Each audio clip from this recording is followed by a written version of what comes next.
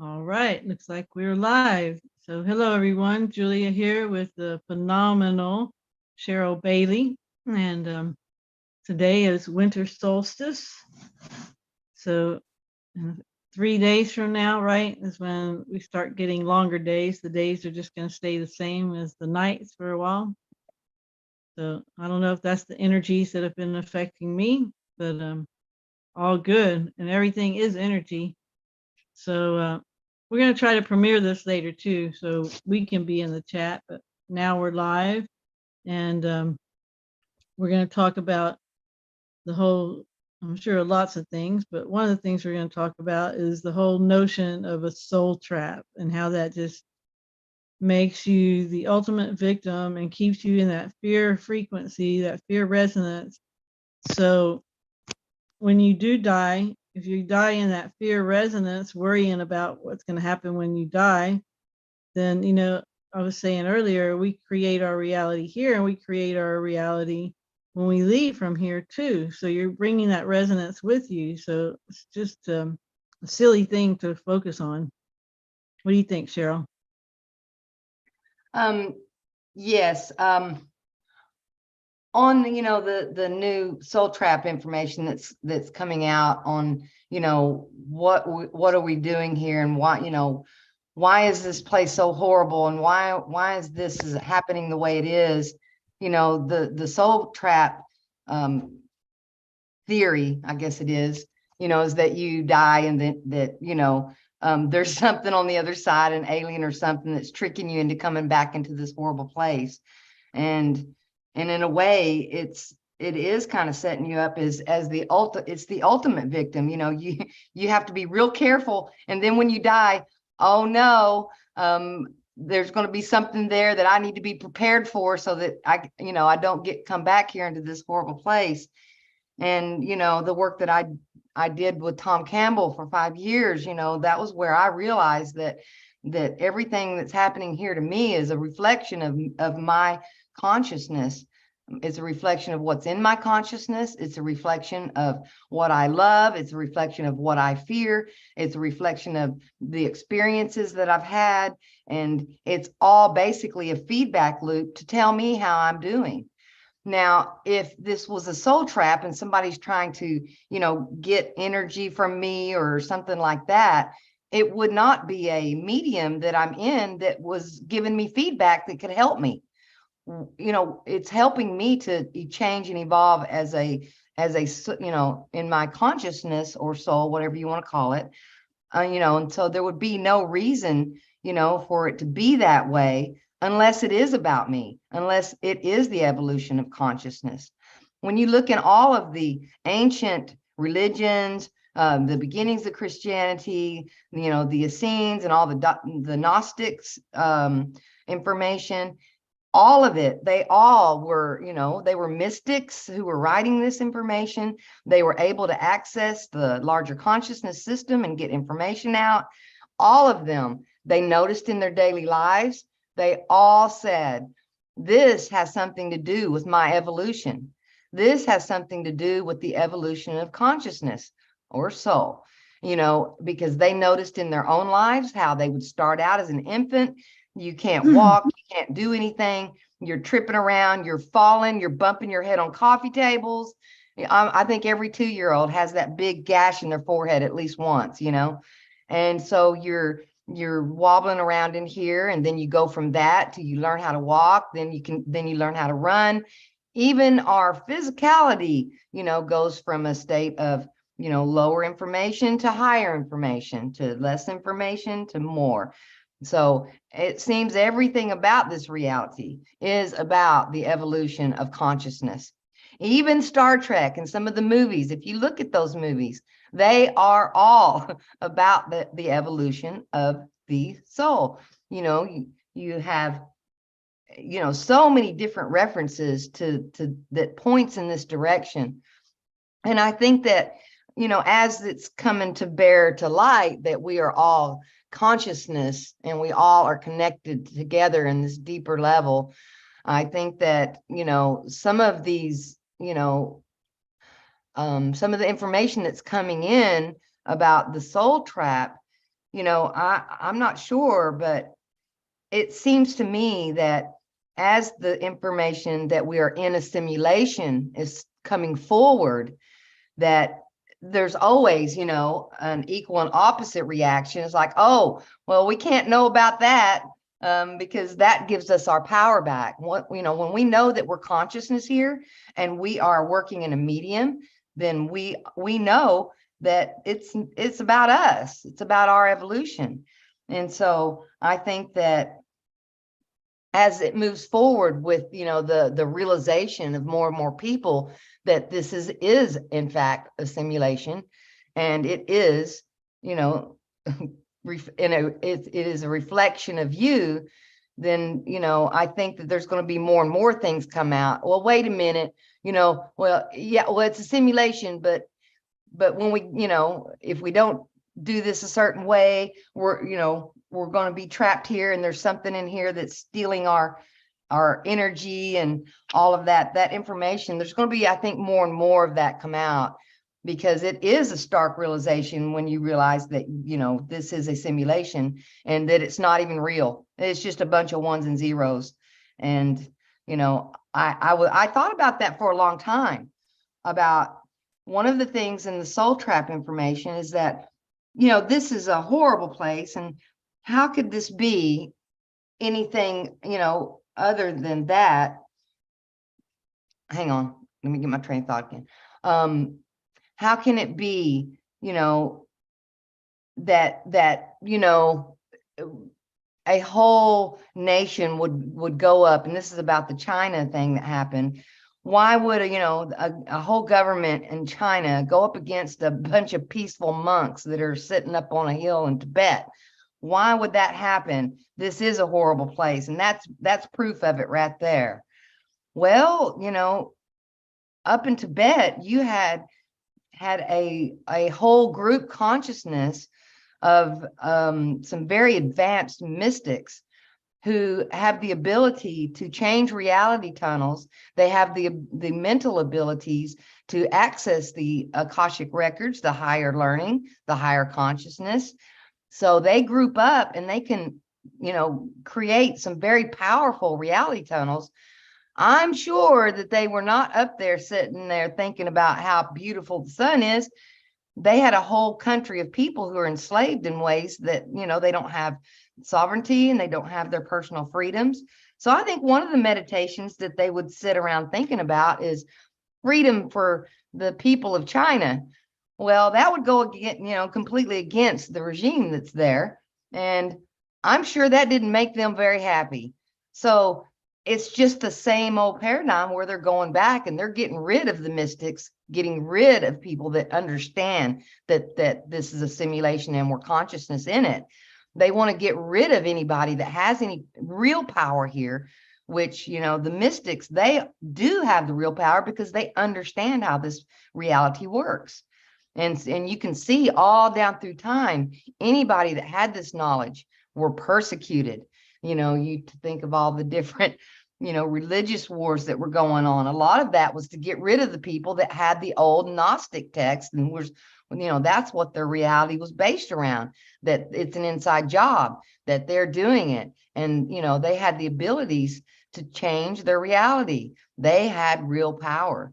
Well, the priests and the churches that came up through the Roman Empire, they didn't want anybody to know that.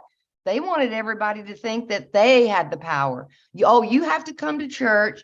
You have to give us, 2/3 of your crops that you grew this year, because we're the only ones, that stand between you and God. And we're the only ones that can help you have a good harvest. We're the only ones that can give you anything, because you really don't have any power to do anything yourself. So I think that ties in with, how the soul trap is kind of making its way through the ethers and ethos into the reality, because it goes against that paradigm that we have power here. There's nobody doing anything to us. And if you look at the simulacrum itself, it's a neutral medium. It's not either good or bad. the good or bad comes in with what we put in it, what we've put in it, what we have in our consciousness. I think that that's kind of how this whole soul trap is, playing out. What do you think about that, Julia? Yep, I agree with you 100%. And yeah, if you want to perceive it that way, then you're going to probably get something like that too. It's very likely that when you, like I said, you'll go into the transition phase in that resonance, but according to Tom Campbell, it's going to be a pleasant experience for everyone. So I guess that's the good news. But yeah, it's just ridiculous to even put that out there. And it probably is some psyop to keep people from knowing that they do have 100% control of this reality, and that and to keep in mind that none of it's real, not even the pain, all that hurt. And I know that's a really tough one for people, because especially not their pain so much, but to see others suffering.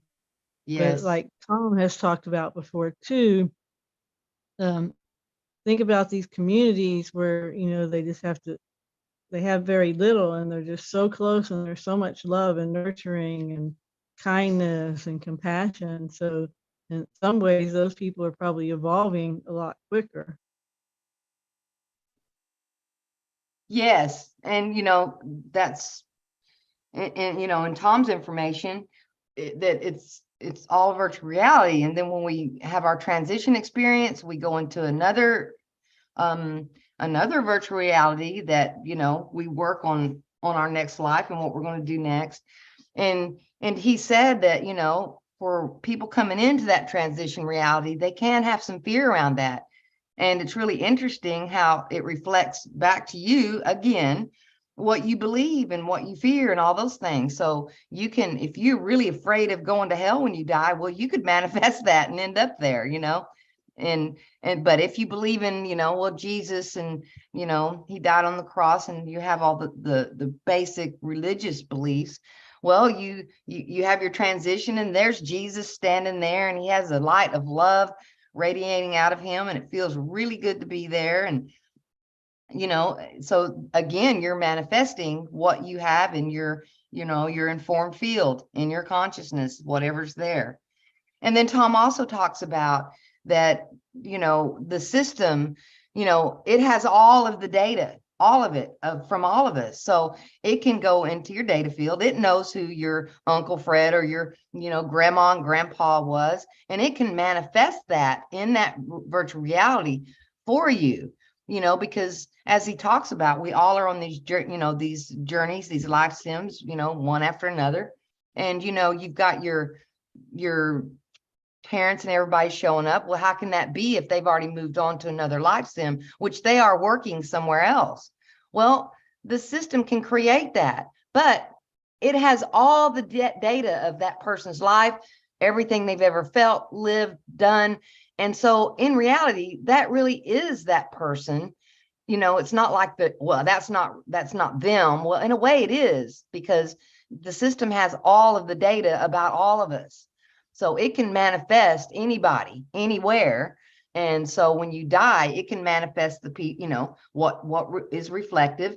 Well, I loved my grandma and grandma, and they're going to be waiting there for me. Well, you die, and guess what? There they are waiting for you. And the system is set up that way. So because of a lot of people have a fear of death and around dying. So they come in, they're coming in hot, and they're afraid, and it's like, oh no, what's happening here? So the system tends to want to calm you down if you have those fears, and it wants to, everything's okay. Look, here's Jesus, here's your family, everything's okay. And Tom said if they have a lot of fear, that the system will, it'll tell them, okay, well, this is what we're doing here, and you need to go over there and stand in that line. And it'll give you a line to stand in. And that line to stand in is, you're not waiting on anything. That's just so you can kind of calm down. Because as you're in the next VR and you've transitioned, then the consciousness of your last life is going to start fading away, just like a dream. And so it just kind of gives you a minute to sit there and wait for your past life and the past fear of death. And, I just died and all of that to kind of fade into the background. And then, you'll get up to the front of the line. They say, oh, hi. Well, there's some people over here that need to talk to you, and then those people will show up and they'll say, well, and then they'll start talking about, your life, and then you can interact with them. And, because you have the awareness of all of your, all of you, not just the part that's in the avatar when we're here. You've got the awareness of all of your lifetimes, which could be in the thousands. And then all of a sudden, that you've been coming here to do these life sims to learn certain things. And I think that's another reason for the, memory wipe. Oh, and that was another thing about the soul trap and how they say, well, that's why they have to do a memory wipe, because these aliens, that are sucking our energy, they don't want us to know that this is happening. So they're wiping our memory, and then we're caught in this loop of coming back and back and back. Well, no, they're wiping your memory because you can't have all of the memories of everything you've ever been, ever lived, ever done. You'll game the system. Excuse me. You'll game the system, because we're smart that way. And you don't want to game the system. You want to come in with who you are, doing what you're doing, with the specific, lessons that you need to work with your consciousness as where you're at in your consciousness, and if you have some issues, say around mother figures, well, you're going to want to come into another life sim where you have more issues with mothers, because you need to get through those issues so that you can move past that and get to a good place in your mind about mothers, and get into a good place about fathers. And we do that over time in repetition. We need repetition for our consciousness to get all the information down to the being level. Because, we're not just these physical avatars and meat suits. We are consciousness, and consciousness is well, we don't really know exactly what it is, but we all know that we're here and we're aware, and they know that consciousness exists now. It's not a question anymore. But for you to be able to, move forward in these life sims, and to grow and evolve your consciousness, which it's all about, then you're going to have specific circumstances, specific things happen so that you can grow and evolve where you're at. It's not taking you back and starting over every time. Each time you transition and come back, you come back in with the level of consciousness of where you left off. So if you make a lot of headway, you get rid of a lot of fear, then there's more love in your being. Well, then that's going to reflect in your next life. And, as I was thinking about the soul trap, and how when you come in here and you're having these fears, and you're thinking about, this place is horrible, and this has got to be something that's doing something to us, because there wouldn't be all this suffering. If it's a simulation, why does there have to be this suffering and this pain? Well, pain is a great teacher.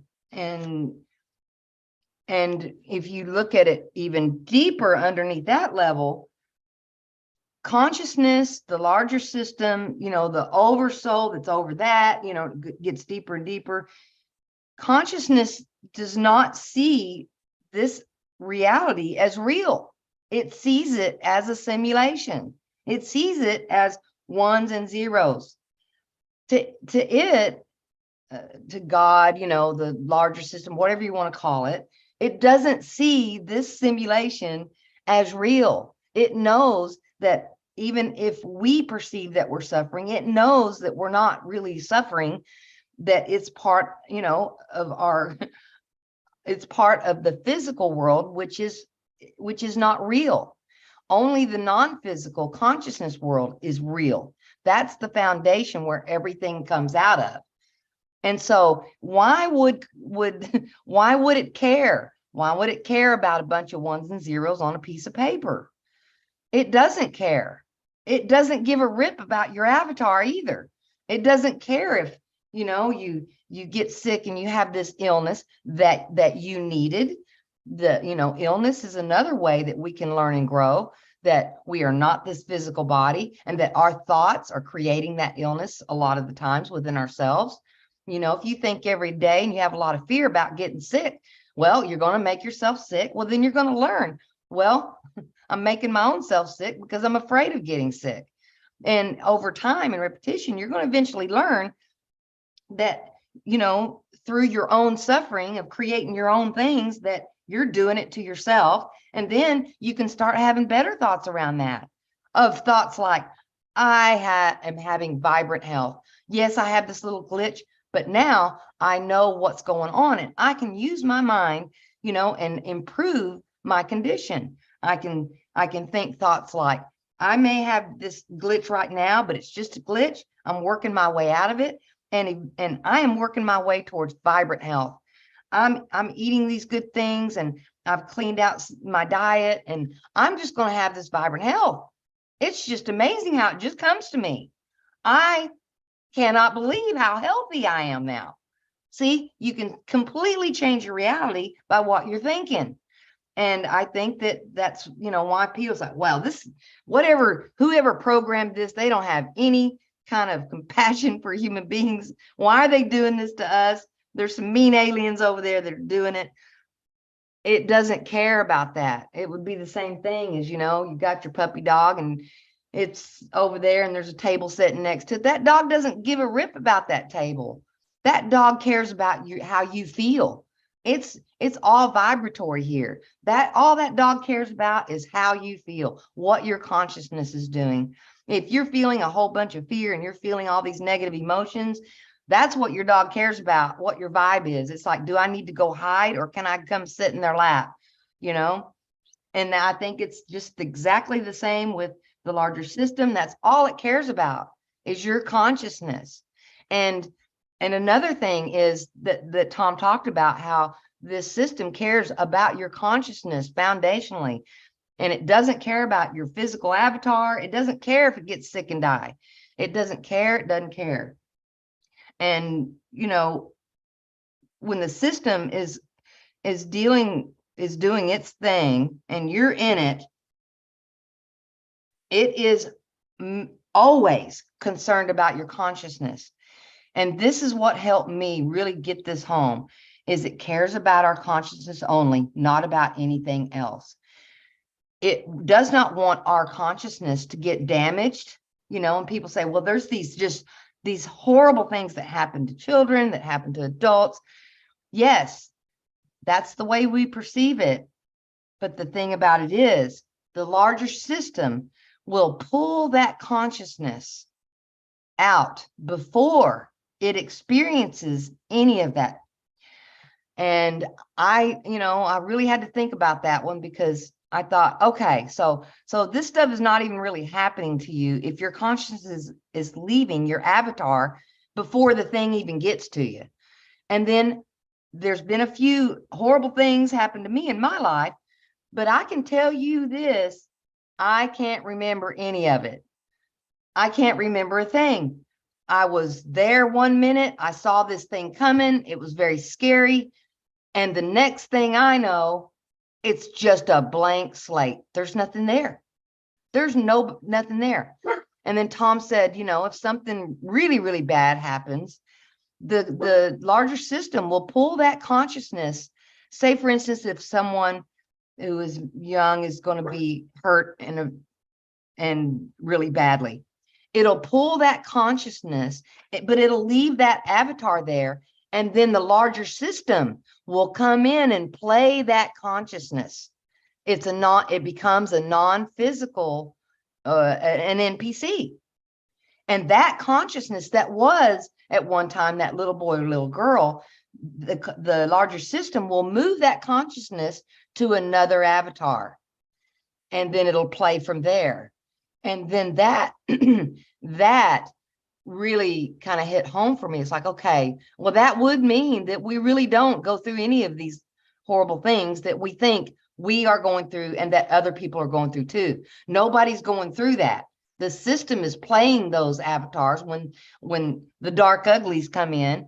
And if you think about it, the person that's, there may be a person that has the dark uglies, they're complete fear, they're doing these horrible things to people. And then that person, that IUOC that caused some of that stuff, they're going to have to live the rest of their existence until their transition with the knowledge of that. And they have to deal with the guilt and shame around that.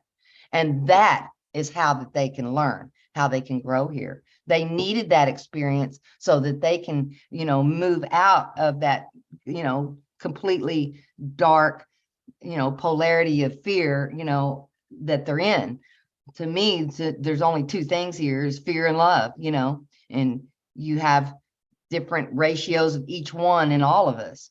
Well, some of the IUCs that come here and are trying to evolve, they are more, they have more of the dark uglies than people who have more love.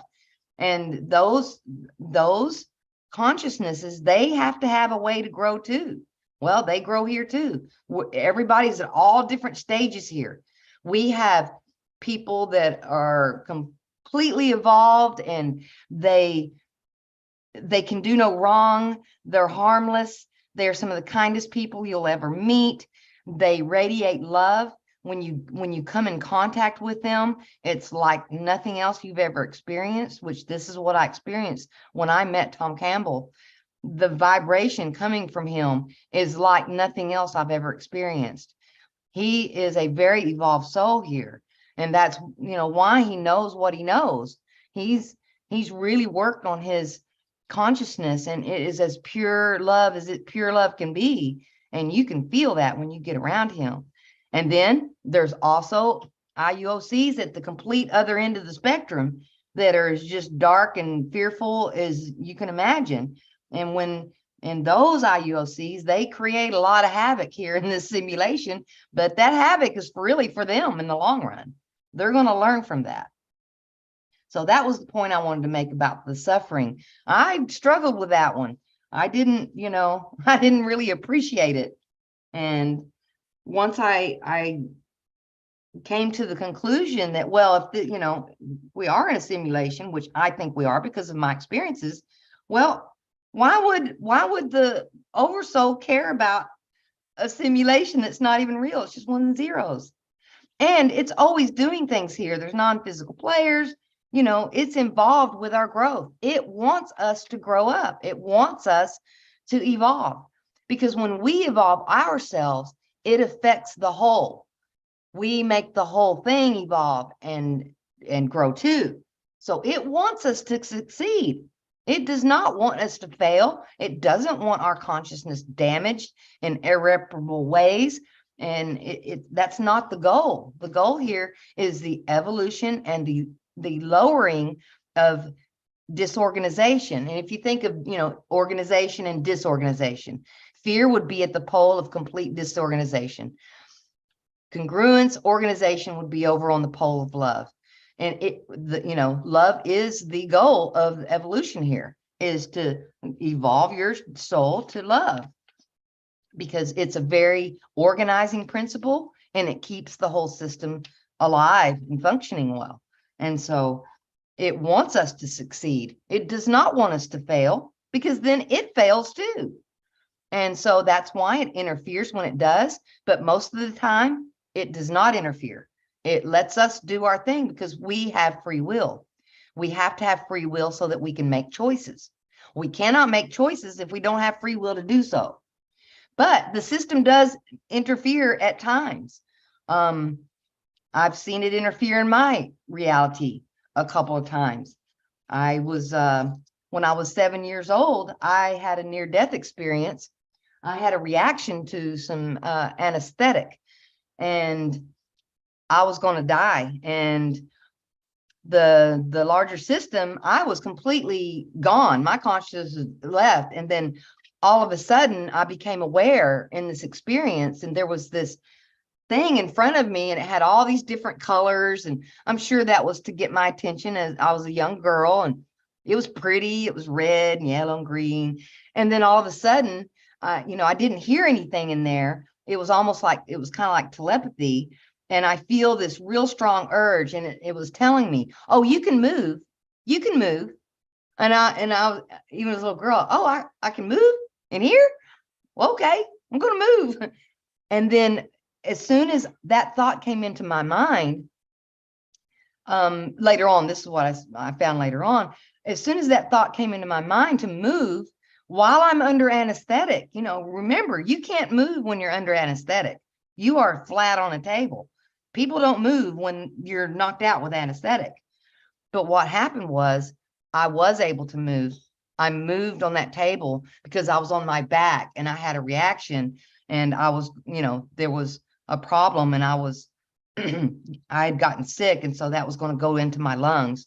And that's how people die with reactions to anesthetic. And because I moved, see, that alerted everybody in the room of the problem, because when they looked up at me, they saw that I was in trouble and that I was dying in front of their eyes. And they had reversed the anesthetic really quickly because they had to get me up so that I could cough. And that interaction, the larger system came in and interacted with my IUOC, because I was not supposed to die then, because I was here to do something, because I was here to, live my life. And evidently I had chose to have these experiences, and that was not when I was supposed to die right then. And because of that interaction with the larger system, I did not die, and I moved on to be sitting right here today. So a lot of, the things that Tom said, see, I had some experiences in my own reality with it. And so I was like, wait a minute, I've had some terrible things happen, but I don't remember any of it. Why? Where's my memories? Where'd they go? Well, what if I wasn't there? What if I wasn't in my body when that happened? I just, it's just in my intellect. I know that it happened. Then I have these thoughts around what happened. And then those thoughts is where the fears are coming out of. Oh, well, that was really scary because this happened and this person came and beat me up. Well, as it was happening, I wasn't even there. So what I'm afraid of is the thoughts around what happened to me, not the actual thing that happened to me. And, a lot of people will tell you, it's like, oh, yeah, I was doing this and I was going down a mountain on a bike, and all of a sudden I'm going off a cliff, and I don't remember anything. I just woke up at the bottom of the cliff. There's so many stories like that, which would corroborate what I'm saying about, the system will take our soul out of our body so that it does not get damaged by experiencing something overwhelming like that. What do you think, Julia? Yeah, and there's lots of evidence of that, lots of reports. So many people tell you they don't remember the really traumatic things that happened to them, and even things that happen to young children often don't get remembered. And like you said, it's not even them that it's happening to. And it's almost more difficult when people learn about it and they didn't remember it, because then they're like, well, why isn't it bothering me more? Because, it's just so horrible, because they heard that it happened to them, but they don't remember any of it. So it gets real tricky for them there. And, this is great for people like that, because they can realize it really didn't happen to them, and Right. nothing that happens here is really happening to us. No, The good, the it's bad, not. the beautiful, the ugly. So yeah, but at the same time, we can make everything pretty awesome if we just take control of manifesting this reality, what they've been trying to hide from us all this time. And for whatever reason, they're letting the cat out of the bag now, because they're not trying to burn us all at the stake yet. And people are more, with the internet, so many people are realizing that anyone that puts it to work, and again, you have to get that fear out of your resonance to really manifest the life, because the law of reflection, the law of attraction doesn't really work, with just your intention and, having these affirmations and even making the action toward it. If you're not at that proper resonance, you can really sabotage it with your vibration. So yeah, that's why Cheryl's method for, really facing that fear when and addressing it as you're dealing with it is such a good thing. And that's such an important part of it, right, Cheryl, is to address that fear when you're going through whatever it is that you've been triggered. I guess anytime you have some kind of negative emotion, you look for the fear, right? Right. Changing subject here a bit. Oh, no, it's good. It's good. This is good talk. I think that, the repetition of going into the fear work talks is so vital and so important, because all of those fears that you developed around all that stuff that wasn't even real, well, all those fears are in your informed field, and they are manifesting in your reality all the time, if you look. And until you get that out of there and get those fears out of your informed field, well, guess what? They're just going to keep coming. And you cannot manifest the reality that you want if you have these fears in your informed field, because your informed field, your consciousness, whatever we are, that's what's manifesting your reality. And so the fear work, yeah, let's talk about fears. In some ways, I almost feel like, yeah, I'm sure a lot of people have heard of Brene Brown, and she was the shame researcher. And when she would bring up the thing that she liked to think around and talk about, and it was her specialty, was shame. And everybody just goes, oh no. I feel the same way. Not that, I feel like Brene Brown, but I feel the same way when I talk about what I like to, which is fear work.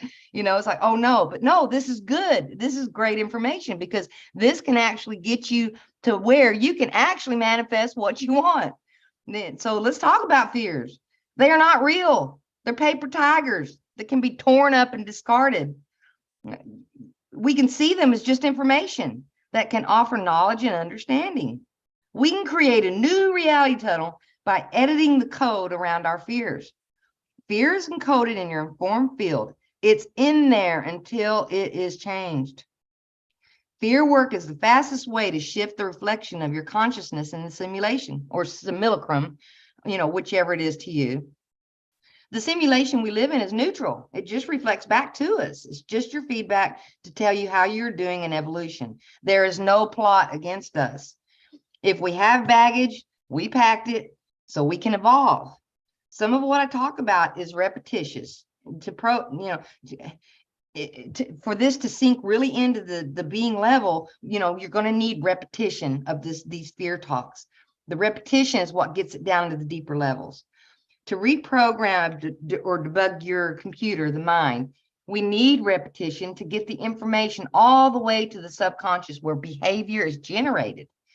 You need it to sink all the way in. The information needs to be presented multiple times and in different scenarios. Doing fear work is the only thing that I tried in my reality that affected my reality in a huge way in a short amount of time. Finding and removing fears, it has kept me from tons of discomfort and pain. I found that I was the problem, not anything in the outside world. It was me. The opposite of love is not hate, it's fear. Fear and love are the opposite of two poles.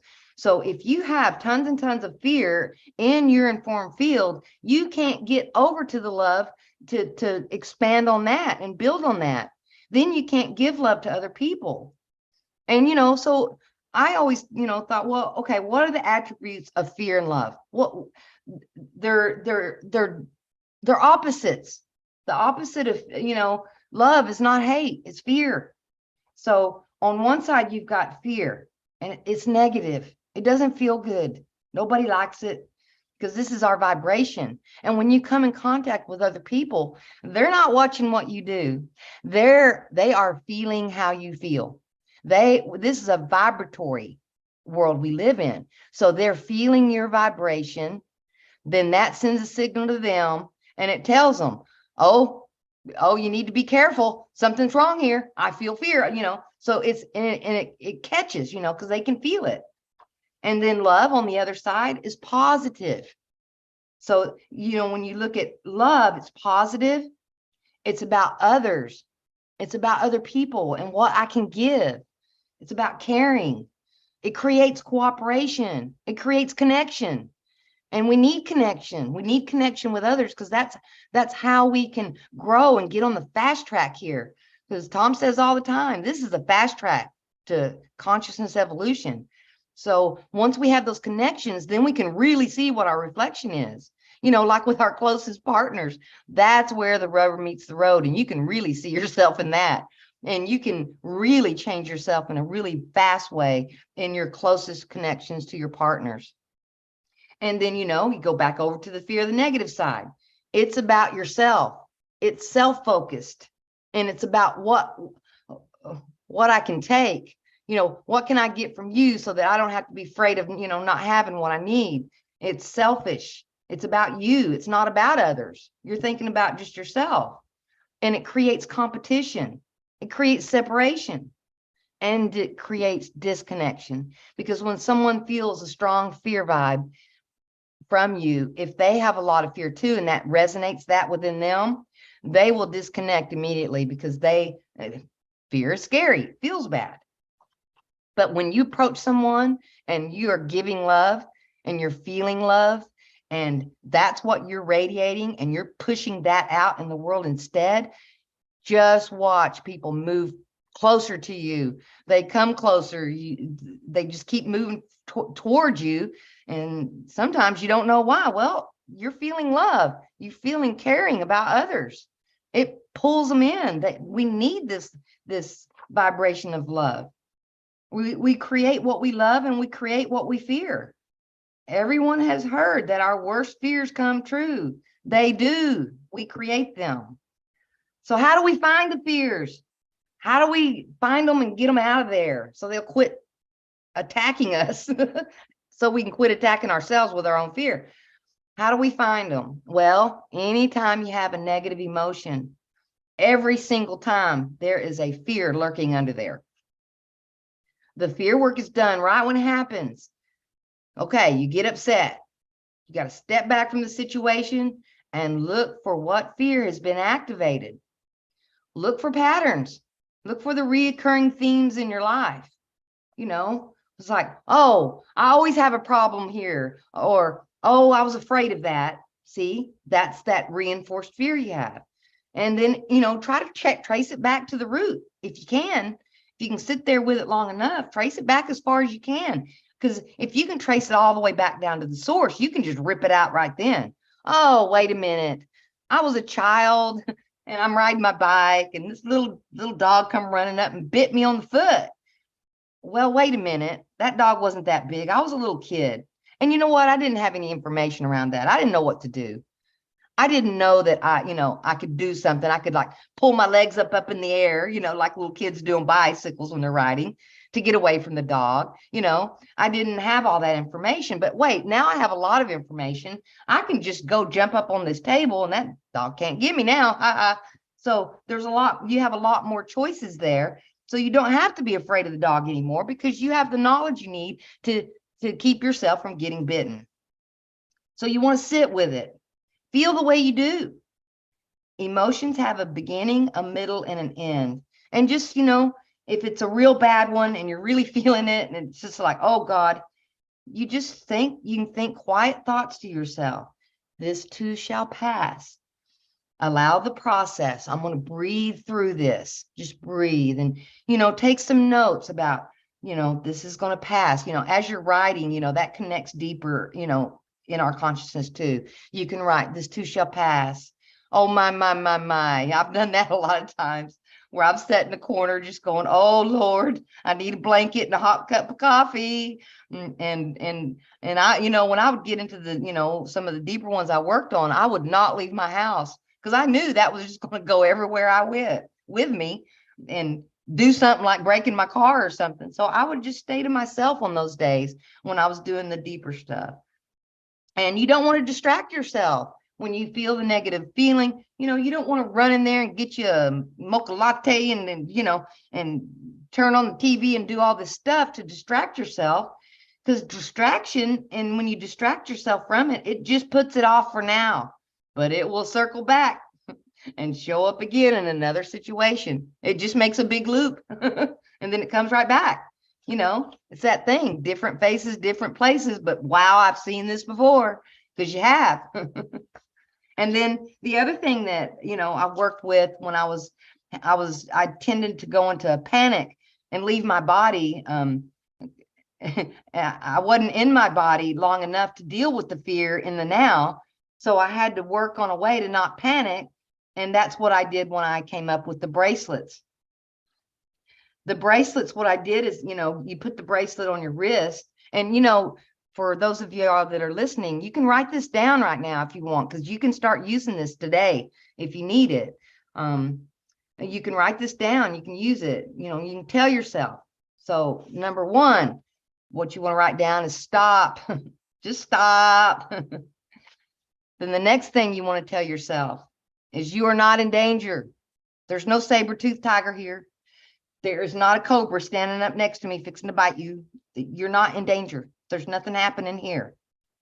You take 3. Then the next thing you want to write down is take 3 deep breaths. 2, 3. Breathe, breathe, breathe. That's going to pull you out of that panic. And then you want to go into relax. This is the 4th thing you want to write down. Relax, relax, relax. You've got this. You can do this. This is a paper tiger. So that's the last thing you want to write down is relax. You've got this. And then for me, just for giggles, I made a joke about it. And I had these pieces of paper I cut out like a sheriff badge and it said courage on them. And I would slap on a courage badge. I know it's pretty silly, but it's, I'm a right brain, so I tend to be silly at times. And that kind of helped me, to focus, on what I needed to do there and what I wanted to do.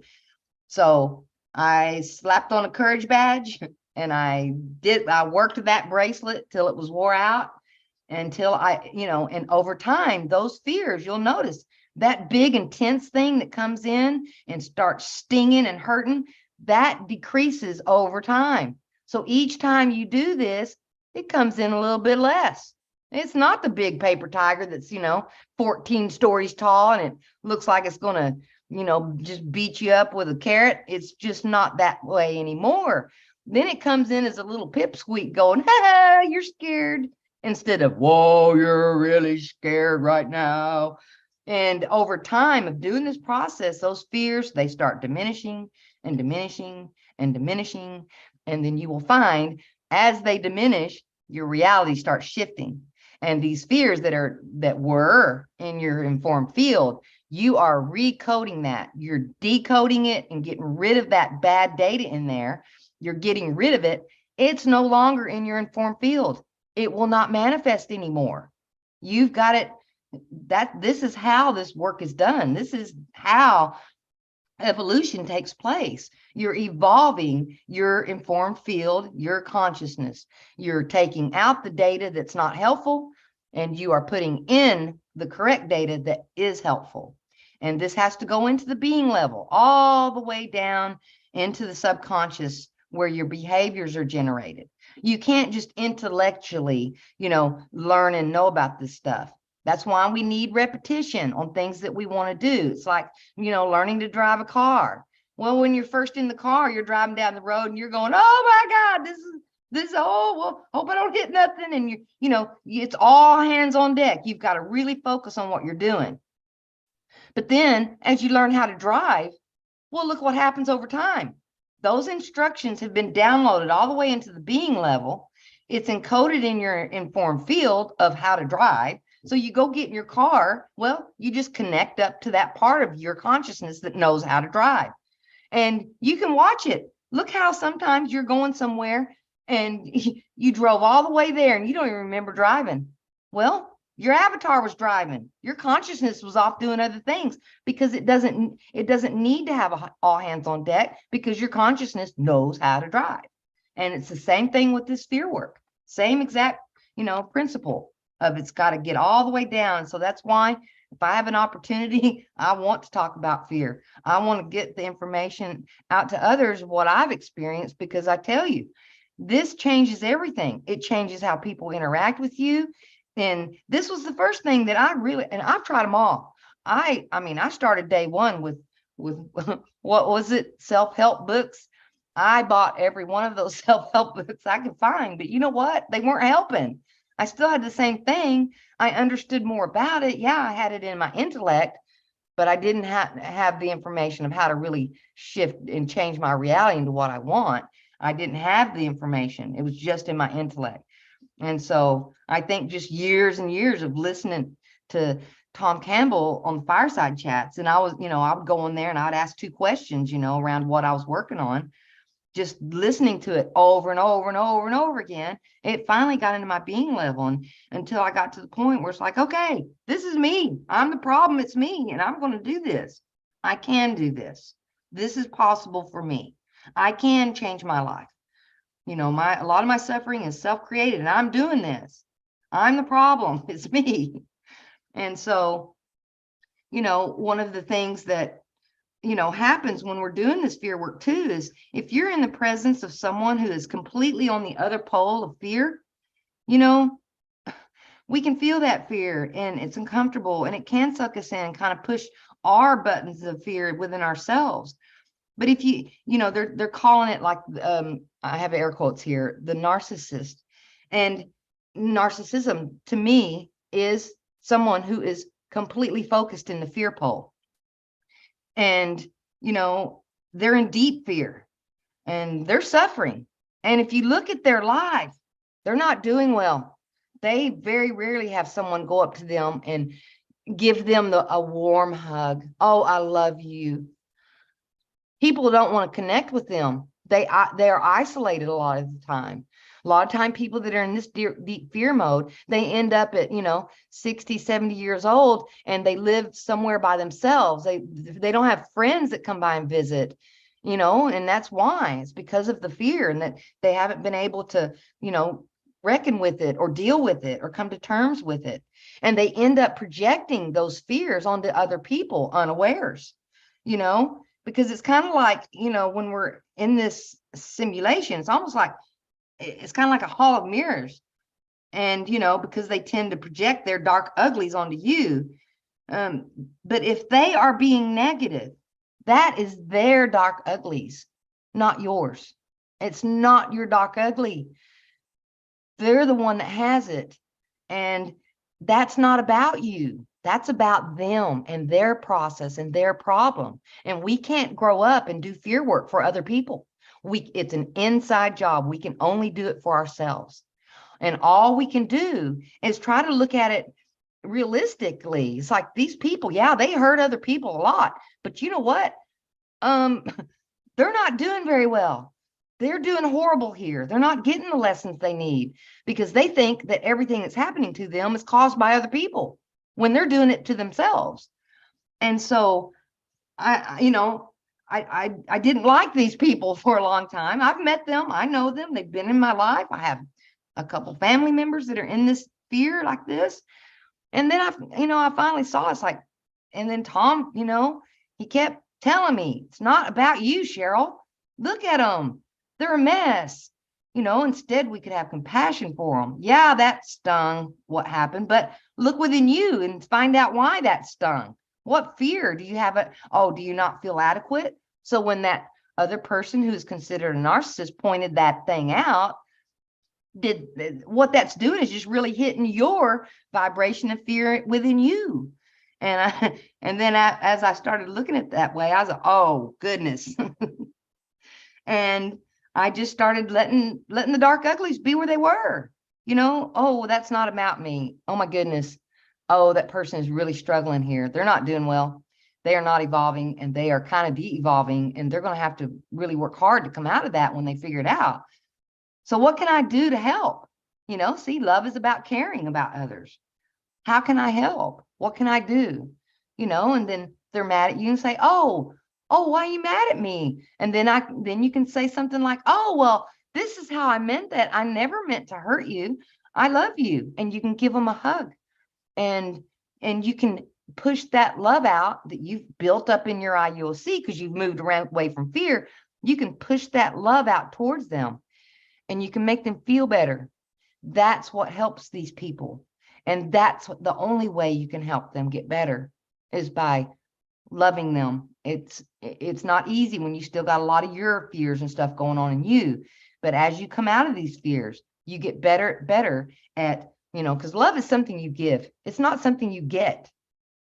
And once you get out of that fear, then you have an unlimited amount of love that you can give to others. And, give that to give that to the downtrodden, give that to the one with the dark uglies. That's about, love isn't discriminatory. It's love for all. And once you get to that place and you give love more than you have fear and are in this hall of mirrors going, you're doing this to me. Then once you start giving that love, people will instantly recognize it because they can feel that. And we thrive in love. It's about connection and support. And we thrive when we feel connection. We thrive when we feel supported. We thrive when we feel cared about. And that's how you help others, is by changing yourself and getting over there into that love vibration. And that, as you start swinging that pendulum away from those fear vibes over into the love vibes, everywhere you go, people feels that. They notice it. Your reality changes because people will interact with you in a completely different way. And what I say about it is, don't give up. You can do this. Everyone makes mistakes here. We have to make mistakes to learn. And so if you find a fear and then you realize, oh my goodness, I've been doing this and I did this. Oh goodness, I hurt a friend. Well, we all make mistakes here. And, we have a little bit of that because of the punishment, as children, when we were growing up, our mistakes were punished instead of informed. We needed to just have the consequences of our bad behavior so that we could learn from it. But when children get punished, what happens is that it makes it very difficult for them to learn from the mistakes. Then they just build in a fear about making mistakes. So a lot of us, including me, I had to work on this, have a fear of making mistakes. And it's like, don't fear the mistake. We are here, we're going to make mistakes until we figure it out. That's how we have to have the mistakes so that we can learn and grow from them. Now, if you keep making the same mistake over and over and over again, yeah, there's a problem, but you make the mistake and you go, oh, I did that. Whoopsie. You just look at it. Look at how you interacted with it. Look at what you did, look at, did you respond to that situation, or did you react out of your fear, or did they just say something that resonated with your fear of being, not good enough or inadequate or something? And it's like, oh, well, you didn't put the dishes away. And it's like, oh no, I'm not good enough. Then you yell back at them. Well, and then you come up with a reason why you didn't put the dishes away, instead of going, oh, no, my bad. I didn't put the dishes up. I'm sorry. You can't make your sandwich right now because all my dishes are in your way. See, there's just a complete different turn of events when you can forget about that fear of punishment and just be able to say, oops, I made a mistake. What did I do? And what can I learn from it? And face it with courage again, put that courage badge on. It's like a muscle, you keep using that courage badge, that courage, that you need to face that fear, it gets bigger and bigger. And, and understand that mistakes are not bad. I think we should make mistakes okay again. But that's just me, and some of the mistakes There we are make. no mistakes, only lessons, right? That's Mistakes right. Now, if you keep repeating something over and over, it's not a mistake, right? It's an intentional act. But Right. true mistakes aren't really mistakes, they're lessons. And yeah, society has us all skewed on that, like the way schools do, they just totally destroy kids' self-esteems. Yes. Punishing every kind of error and mistake, but that's how you learn. And when I was a teacher, I always told my students that too. And some of them would make fun of when they had low grades, that they were learning a lot from their mistakes. But but yeah, Yes. it's so key. So key. Yes. And that that whole, punishment around mistakes, it's really affected a lot of people. So again, we have built in our, informed field, the fear of making mistakes. And so if you deal with that fear of making mistakes, and it's like, just think to yourself, what's the worst that can happen, and then go there, and then you can look at the situation. Wait a minute, the worst didn't happen. And it's really not that bad, because I can learn from this. And sometimes I have found that some of my mistakes, they ended up being good things and helping somebody in a situation, you know. So mistakes can be good things. You know, it's like, oh, I made a mistake and I didn't end up in this place where I was supposed to be. Oh, but wait a minute. I ended up over here and I needed to be there right at that time because that, you know, this person over here needed some help. So you don't know everything that's going on here. You know, we can't know all that because we're just a little piece of consciousness. So we only know and can only see out of our little short lens and rangefinder that we've got. We can't see the whole big picture. And that's, you know, that's another thing that the spirit work does. It opens up your mind to bigger pictures. And you can start seeing, oh, that person has that you know, that problem that keeps coming up because they're trying to learn this thing. And, you know, I had a big, huge realization when I was a nurse, and it's like, oh, I've got to fix all this, you know, because I had a fear of people getting sick. Because when my father got sick when I was a young girl, my whole world turned upside down. So I even became a nurse out of that fear of people getting sick. Oh, I'm going to go fix this. I can fix this.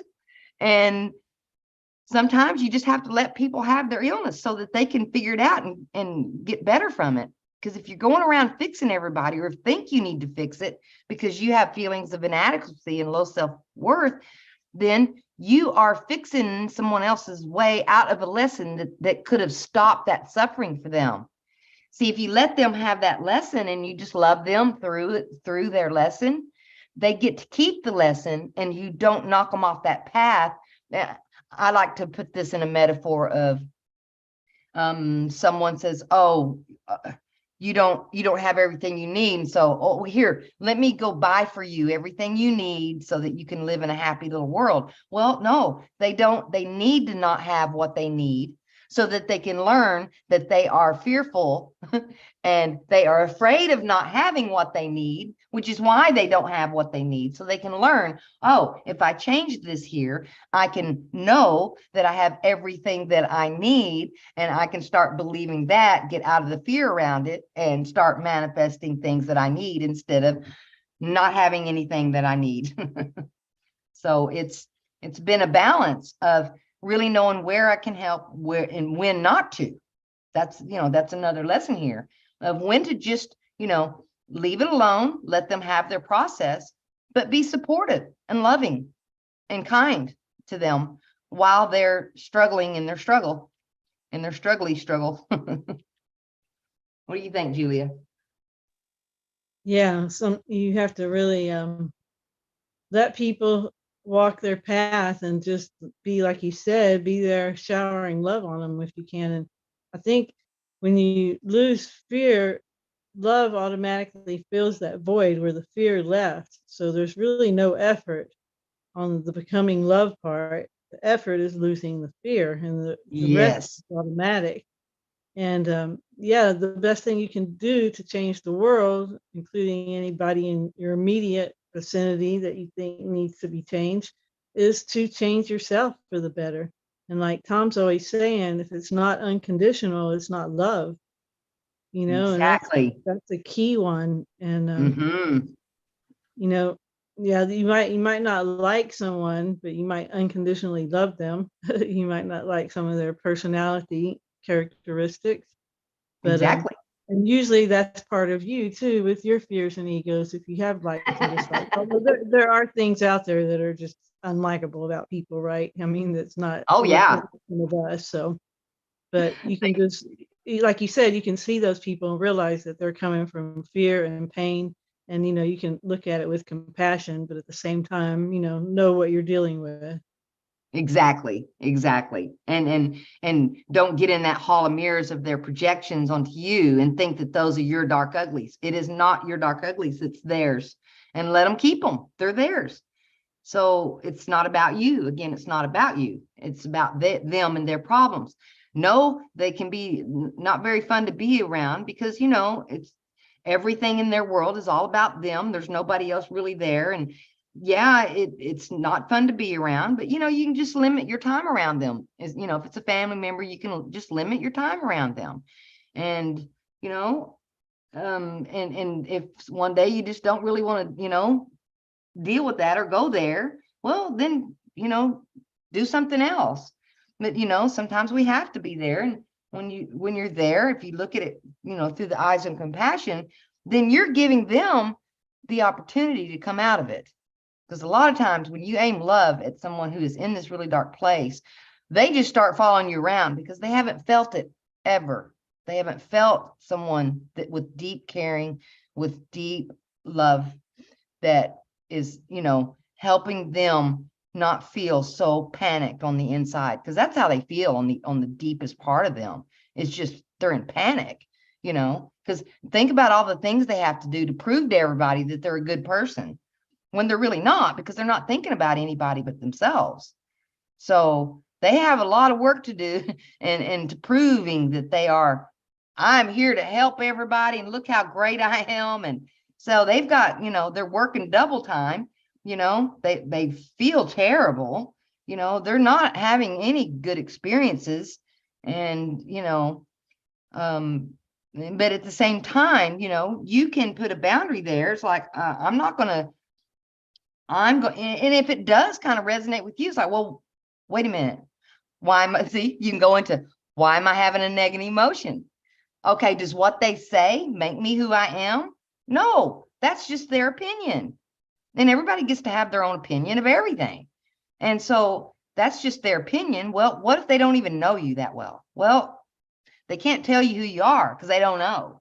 And so on that note, it's like, okay, well, that's just what they think.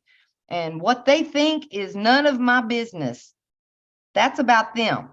And, looking at it from that angle, you deal with the piece that where you feel negative, that is about you. When you feel negative about anything, that is about you.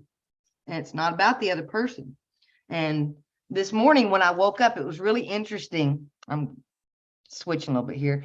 When I woke up this morning, it was really interesting. This is a first thought that floated through my mind. And I thought it was really interesting. You tell me what you think about this, Julia. and the thought was, things in your life you don't like are really just the ghosts of your fears you just don't recognize anymore. Yeah, that's pretty good. Makes sense to me. Doesn't it make sense? Because, after we've had fears for, 20, 30, 40 years, well, our ego has been in there working on those. And it's like, oh, it's okay.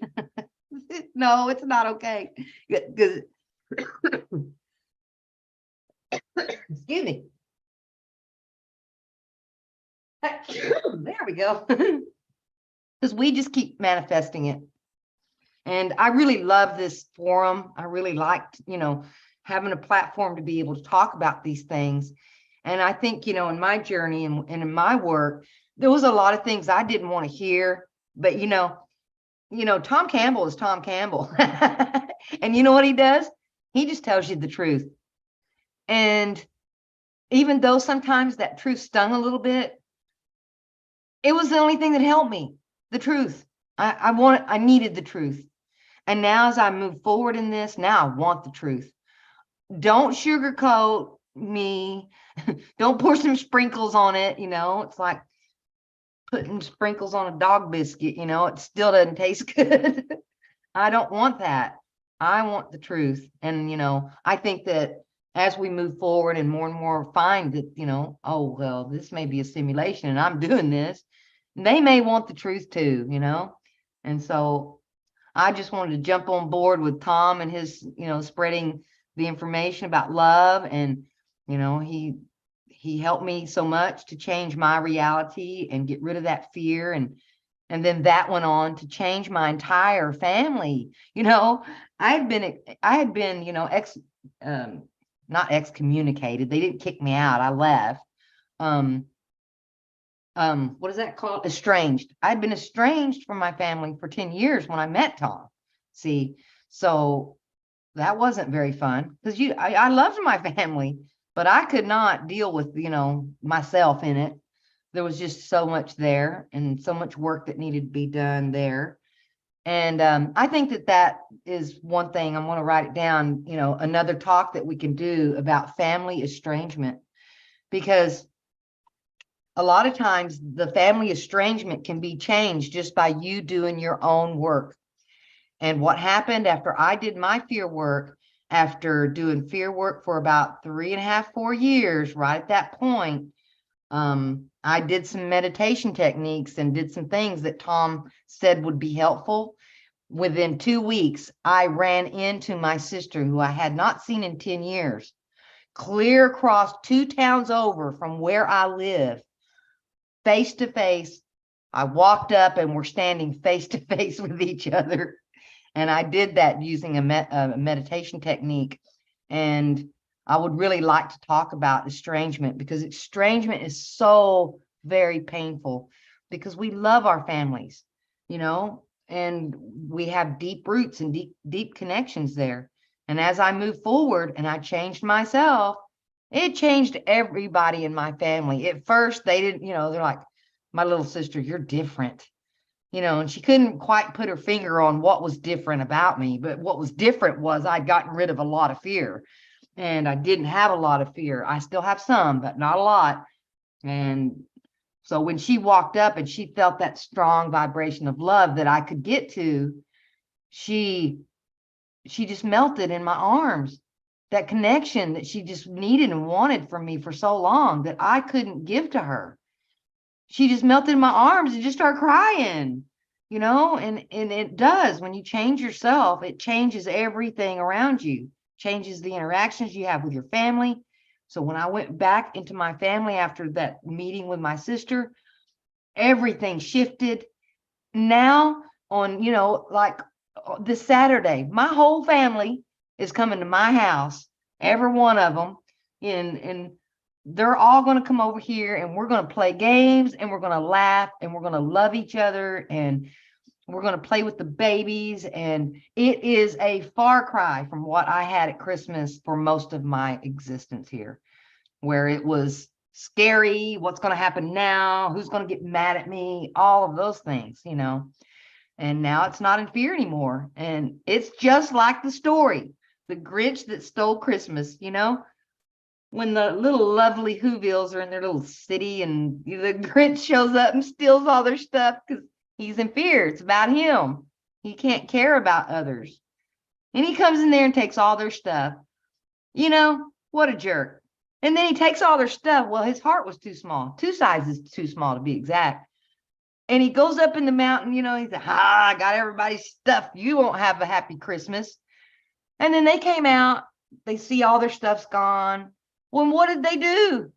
They get in a circle and start loving each other and singing this beautiful song of loving connection with each other. They didn't need the stuff. They had each other. They didn't need any of that. They didn't care. Okay, Grinch, okay, well, that's on you. You're going to have to deal with all that. And then because of how they reacted to it, the Grinch's heart grew 2 sizes bigger, and he brought all their stuff back, and then he could interact with the town too and not be the outcast, the one suffering alone. It's that story. That story is such a true thing. It's what I experienced in my life. Who knew, right? Yeah, it really would change the world if just one person in every family would do what you did, right? That's all it would take. Yes. One person in every family, and man. That's all it takes. And Tom told me this. He said, you don't understand. Dysfunctional families is the norm. He said 90% of all families are dysfunctional. I said, well, what's the percentage of functional families? He said 10%. Only 10% of all families are functional and have love and connection and support in them. And that's kind of what I've seen. And so all it takes is one person, and then you can help move your family into that 10%. And it becomes a functioning family where there's love. Now, there's still going to be issues and dilemmas that come up, but you have the tools you need. Oh, that's their dark uglies. They're going to try to tell me it's me. but it's not me. And you don't want to say that to their face. It's like, hey, you've got dark uglies, and that's all about you. It has nothing to do with me. You don't want to say that. You just look at them and you say, oh, I'm sorry. What happened? Is there anything I can do? What can I do to help? Oh, do you need a hug? Come here. Let me kiss your toe. You can use humor, and there's all these other tools you can use when someone falls into their dark uglies. And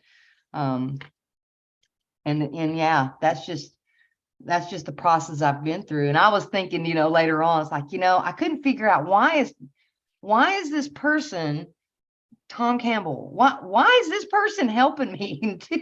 I mean, he spent a lot of time with me one-on-one, just specifically, and I thought, why is he doing this? And then I thought, wait, he's here to lower entropy and help people get rid of fear so they can be loved. He's here to help people evolve. Well, if he looked in my data, because he can do that, he is a wizard. If he looked at my data, he could see I was estranged from my family. Then if I got that fixed, then I could pass on the message of love to another 30 people. Well, if you think about it, he's expediting the losing the fear, and he's expediting and increasing the potential for lowering entropy by just working with one person.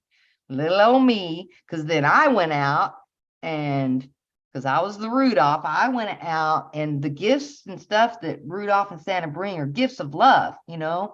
That's what they bring to the table. Rudolph was outcasted, and nobody liked him. It's like, you're weird.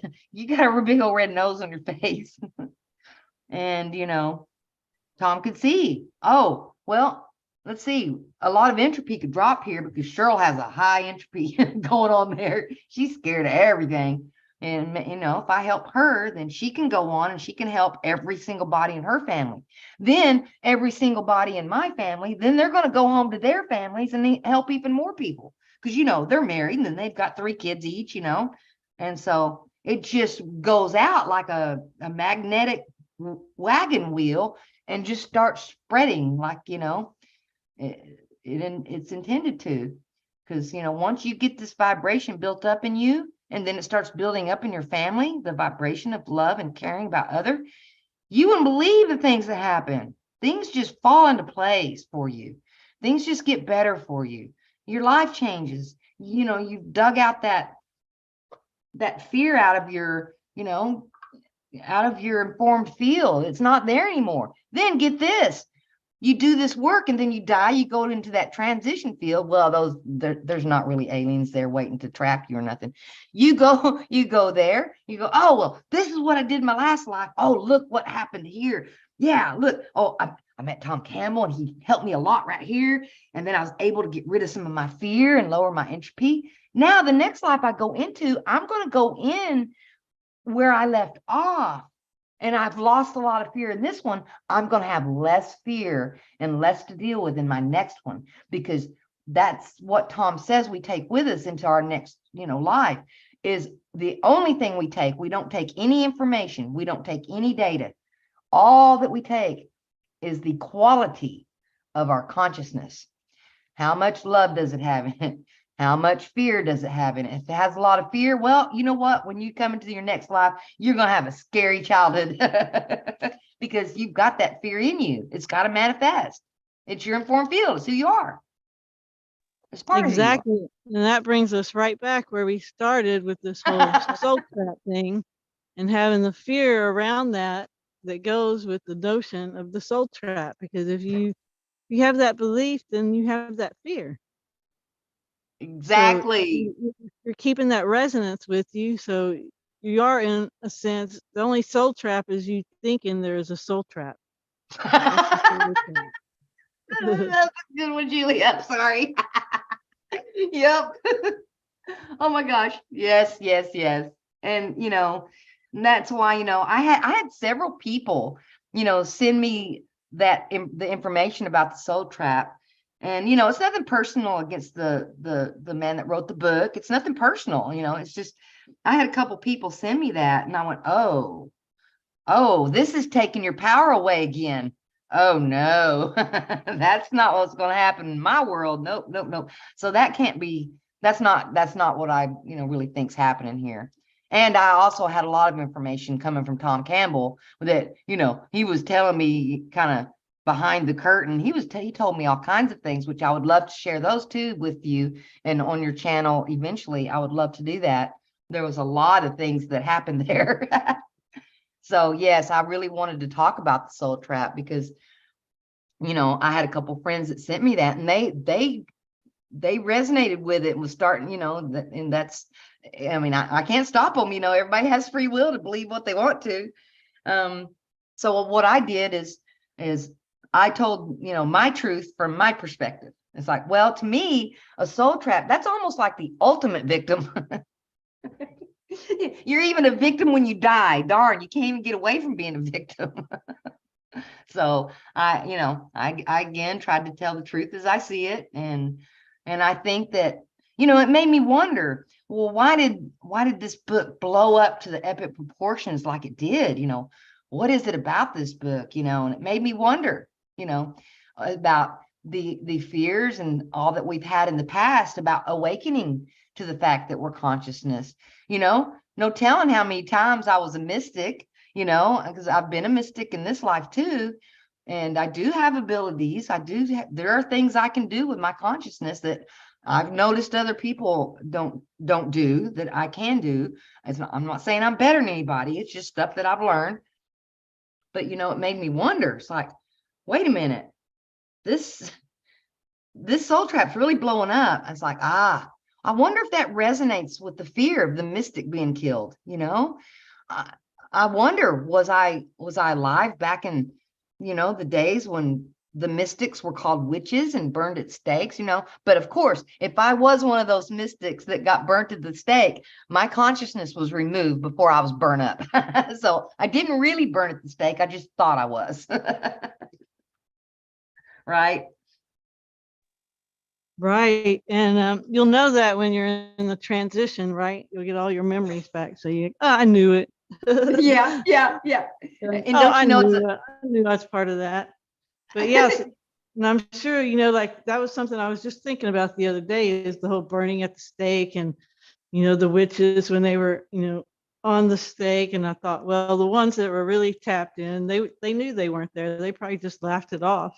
And I think I've well, the even heard. ones that were really, they were really tapped in. So you know what they did? They just left their body. They weren't even there.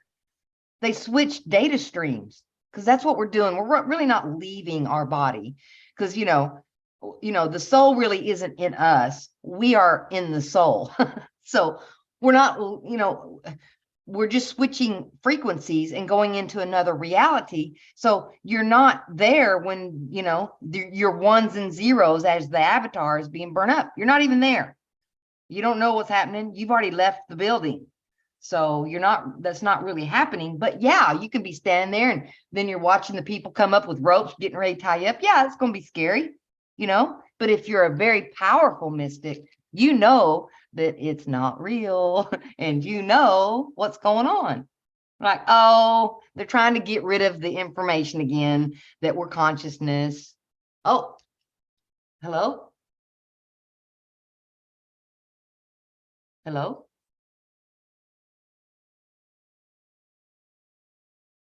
Hello. Uh-oh.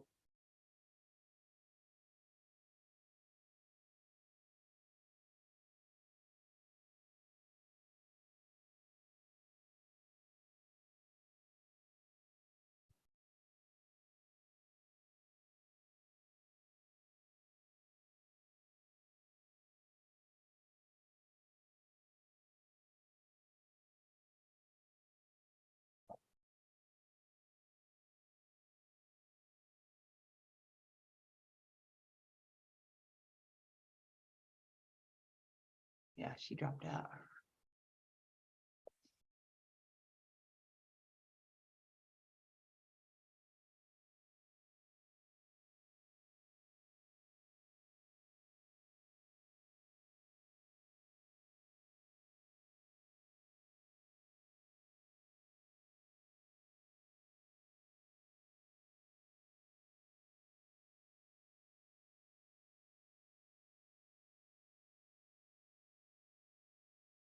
Huh.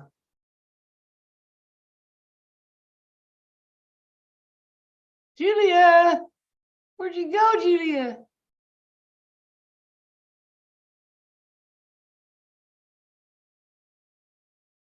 Huh.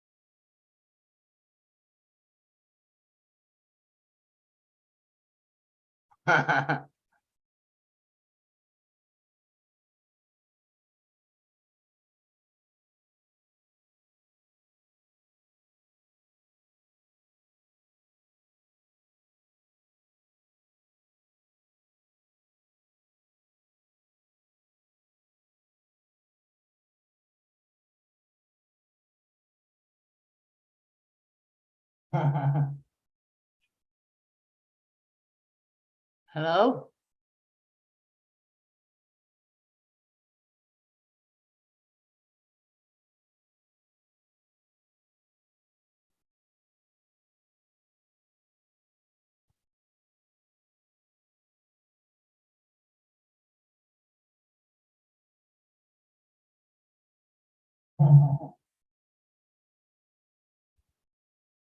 Hello? Julia? Hello? Julia? Can you hear me? Hello? Hello?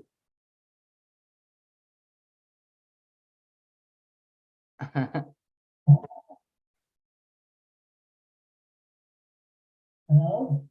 Julia? Hello? Julia? Can you hear me? Hello? Hello?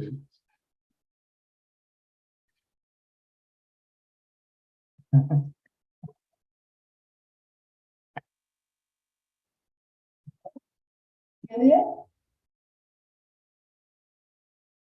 Hello? Julia? Can you hear me? Hello? Hello?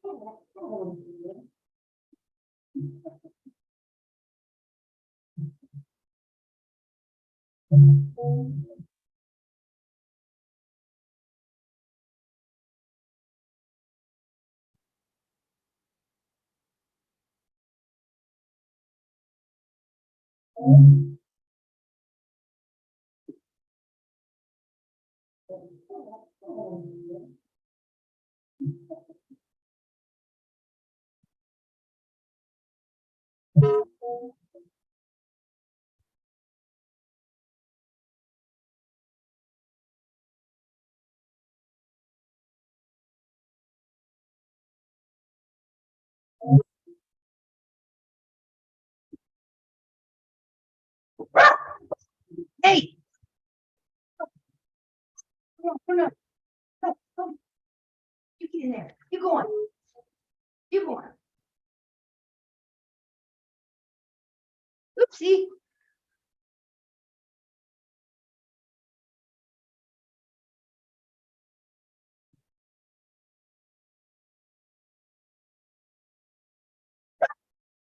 Hey.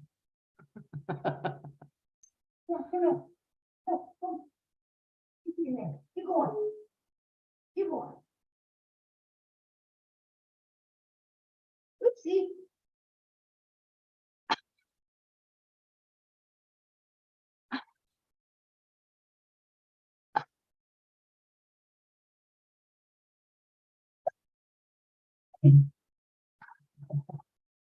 Come on. You going. You going.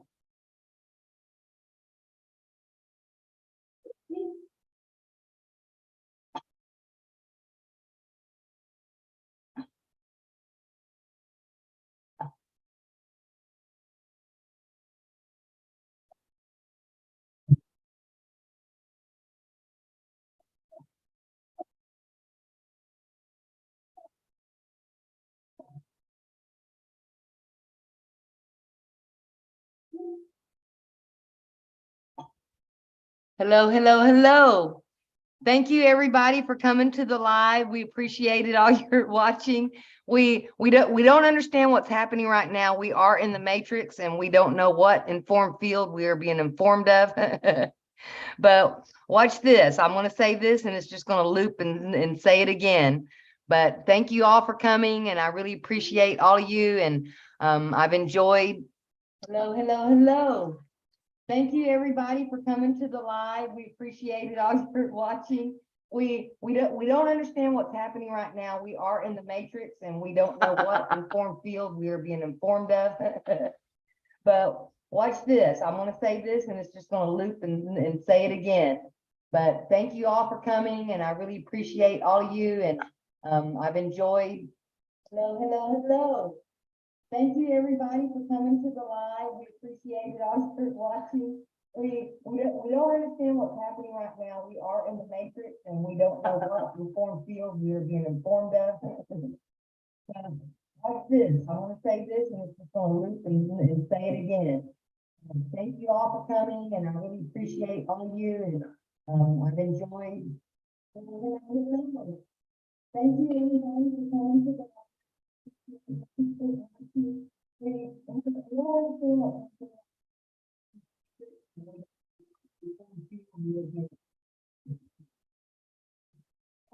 want to say this.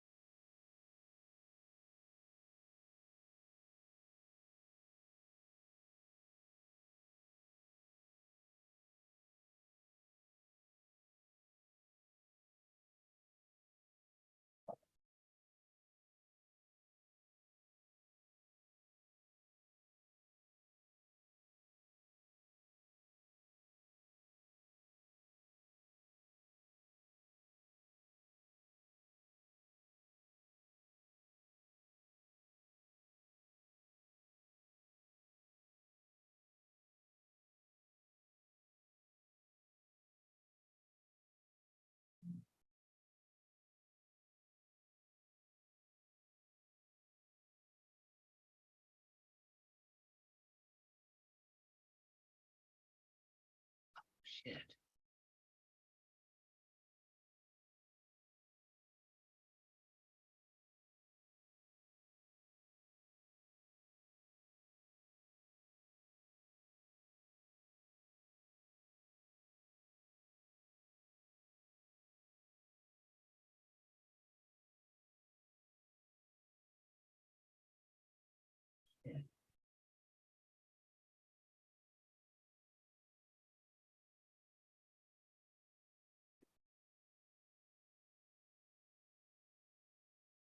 Hello?